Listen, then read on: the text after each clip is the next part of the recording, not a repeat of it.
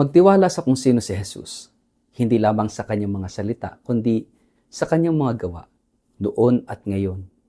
Sa kabila ng pagtutol at banta, nananatiling tapat si Jesus sa kanyang misyon at inaanyayahan tayong buong loob na magtiwala sa kanya.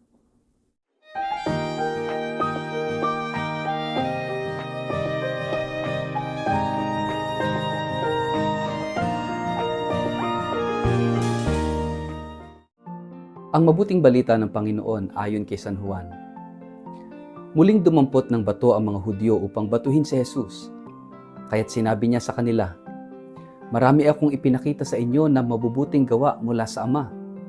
Alin sa mga ito ang dahilan at ako'y inyong babatuhin?" Sumagot ang mga Hudyo, "Hindi dahil sa mabubuting gawa, kaya ka namin babatuhin, kundi dahil sa paglapastangan mo sa Diyos, sapagkat ipinapantay mo ang iyong sarili sa Diyos. Gayong tao ka lamang." Tumugon si Jesus, "Hindi ba nasusulat sa inyong kautusan? Sinabi ko, mga Diyos kayo."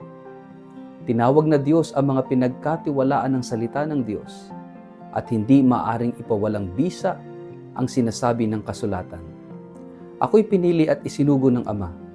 Paano ninyo ngayon masasabing nilalapastangan ko ang Diyos dahil sa sinabi kong ako ang anak ng Diyos? Kung hindi ko ginagawa ang mga ipinapagawa ng aking Ama, huwag ninyo akong paniwalaan. Ngunit kung ginagawa ko ang mga ito, paniwalaan ninyo ang aking mga gawa kung ayaw man ninyong maniwala sa akin. Sa gayon, matitiyak ninyong nasa akin ang Ama at ako'y nasa Ama. Kaya't tinangka na naman nilang dakpin si Jesus, ngunit natakasan niya sila.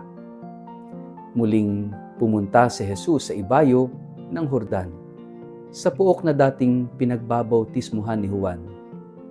Nanatili siya roon at maraming lumapit sa kanya. Sinabi nila, walang ginawang himala si Juan, ngunit totoo ang lahat ng sinabi niya tungkol sa taong ito.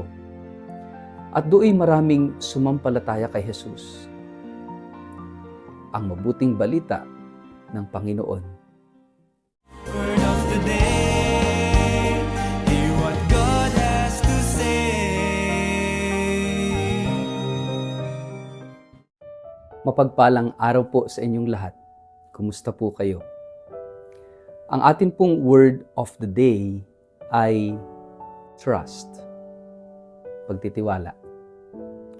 Faith is trust. Ang pananampalataya ay pagtitiwala. Gaano ba kalalim ang ating pagtitiwala sa Diyos? Gaano na ba kalalim ang iyong pananampalataya kay Jesus? Mga kapatid, oo, tayo ay Kristiyano, tayo ay Katoliko. Pero tayo ba ay nagpapalalim sa ating pagkilala kay Jesus? Mahalaga yung pagkilala. Dahil yung pagkilala, to know Jesus, will help us to love Him more. Lalo nating mamahalin si Jesus. At yung pagmamahal natin kay Jesus ay dadalhin tayo sa paglilingkod, sa pagsunod sa Kanya. Kaya nga, ito'y ating responsibilidad, ito'y ating pananagutan bilang isang mananampalataya. Nakilalanin si Jesus. Sana wag lang tayong parabang sunod sa agos, sasabihin natin, ipinanganak kasi akong Katoliko, kaya mamamatay akong Katoliko. Pero hindi mo naman alam yung kahulugan ng pagiging Katoliko, yung pananampalatayang Katoliko, Kristiyano. Kasi kung talagang niyayakap natin ng buong puso, niyayakap natin ng totoo yung ating pananampalatayang Katoliko, yung ating pananampalatayang Kristiyano, tayo mismo, aalamin natin ang nilalaman ng ating pananampalataya. At yung pananampalatayang Kristiyano ay nakasentro kay Kristo. Pagkilala kay Kristo, pakikinig kay Kristo, pagmamahal kay Kristo, pagsunod kay Kristo, paglilingkod kay Kristo. Ganito yung buhay Kristiyano. Baka kasi hanggang title na lang tayo o masabi lang na tayo Kristiyano, na tayo Katoliko, pero malalim ba yung ating pagiging Katoliko, yung pagiging Kristiyano natin? Mga kapatid, ngayon sa araw na ito, yung ating gospel, si Jesus, eto na naman, inuusig ng mga Hudyo. Bakit? Hindi dahil sa mga salita o sa mga gawa ni Jesus, kundi dahil sa isang hindi nila matanggap na katotohanan na ipinapantay daw ni Jesus ang kanyang sarili sa Diyos. Hindi ba ito'y isang pamamaraan ng ating ebanghelyo ngayon na pinapatunayan na si Jesus ay tunay na Diyos sa pamamagitan ng paglalahad ng mga kontra at ayaw maniwala o ayaw tumanggap na si Jesus ay Diyos. Di ba magpahanggang ngayon, marami pa rin mga sekta na nag-claim, nagsasabing sila ay Kristiyano pero hindi sila naniniwala na si Jesus ay Diyos.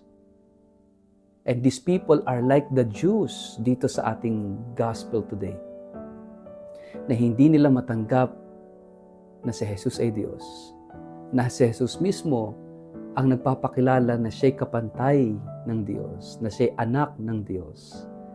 At ang Ama ay Diyos, si Jesus ay ang anak, ay isa ring Diyos.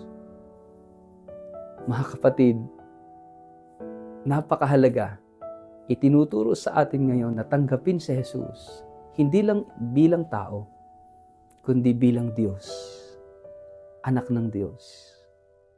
Ibig sabihin, tayong lahat ay iniligtas ni Jesus na Diyos at tao. Kaya nga napakahalaga yung ating pagtitiwala. Sa panahon ni Jesus, hirap na hirap silang tanggapin si Jesus bilang Diyos, bilang Panginoon. Bakit? Kasi parang naging ordinaryo si Jesus sa kanila. Hindi nila matanggap yung dahil doon sa familiarity with Jesus, na siya ay anak ni Jose at ni Maria, na siya ay taga Nazareth, na siya ay taga Galilea, na siya ay anak ng karpintero, na siya ay lumaki sa ganito, sa ganoon. Yung familiarity na ganoon.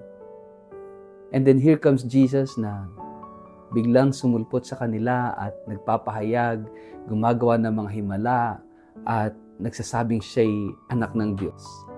Hindi nila matanggap yun. Pero sino ang mga nagtiwala at naniwala sa Kanya? Yung mga taong bukas ang puso at isipan. Mga taong simple. Mga taong mababa ang kalooban. Kaya nga mga kapatid, magandang tingnan natin yung ating sarili. Tinatanggap ko ba si Jesus sa buhay ko bilang Panginoon at Diyos ko? Bilang kaibigan ko? Bilang kapatid ko? Siya'y Diyos, siya'y tao. Mga kapatid, sana sa pagkilala natin kay Jesus, mas matutunan natin siyang mahalin at sundan ang kanyang mga halimbawa, ang kanyang mga pangaral. Yan ang pagiging Kristiyano, naniniwala at nagtitiwala na si Jesus ay Diyos. Mga kapatid, hayaan nating ang pananampalatayang ito ay magpabago ng ating buhay araw-araw. Sa ngalan ng Ama, ng Anak at ng Espiritu Santo. Amen. Ama naming Diyos, salamat sa pagsusugo mo kay Jesus na iyong anak, na aming Panginoon at tagapagligtas. Amen. Pagpalain po kayo at ingatan ng makapangyarihang Diyos, Ama at Anak at Espiritu Santo. Amen.